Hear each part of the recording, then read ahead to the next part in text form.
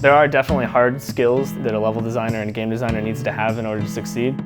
But one of the most important kind of soft skills is just being able to communicate well and being able to talk to the other disciplines and make sure that they understand your intent and make sure that you understand what they're trying to do too, because you're all trying to contribute towards an experience.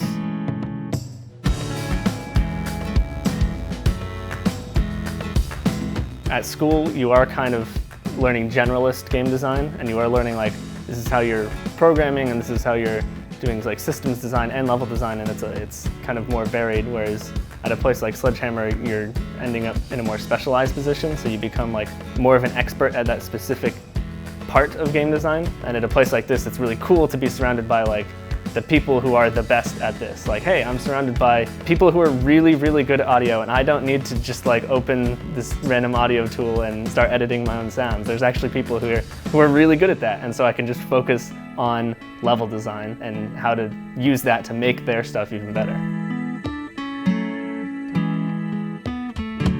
The biggest influence on the floor here is probably Sam Howells, who's another level designer here. When I got here, he was just the tall British guy, and he's become probably my best friend here in the Bay. He's oftentimes like a go-to when I'm working on something and trying to figure it out. I know I can run it by him and he can check it out. And another thing that he stresses is you need to have like a really good balance of not just work-life, but just work and not video games.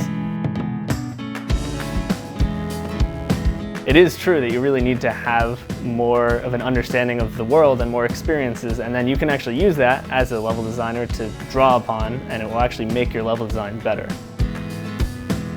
Some of the weirdest ideas have come from developers and oftentimes designers just kind of coming up with a crazy idea and being like, I bet this will be cool, I'm going to try it. Working on development in zombies is way different than working on single player or anything else I've worked on at any period in my career. It's totally the Wild West, and I mean that in the best way possible. It's this isolated corner of the building where everyone's kind of just doing their own thing, and we're in communication with each other, and we all like have this vision that we're working towards. But ultimately, it is an environment where the best idea wins, and there's absolutely no ego.